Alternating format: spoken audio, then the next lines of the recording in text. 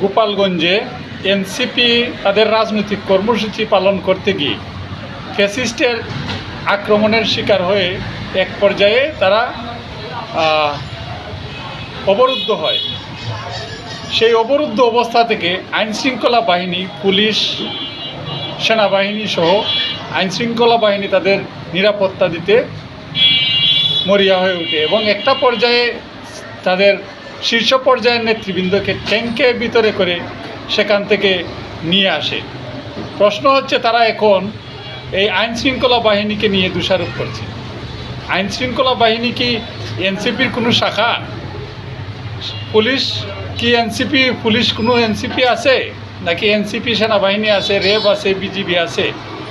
রাজনীতি করতে গেছে আইনশৃঙ্খলা বাহিনীর কাছে বাংলাদেশের জনগণ সবার একই নিরাপত্তা পাওয়ার অধিকার আছে, যেহেতু সে রাষ্ট্রের নাগরিক।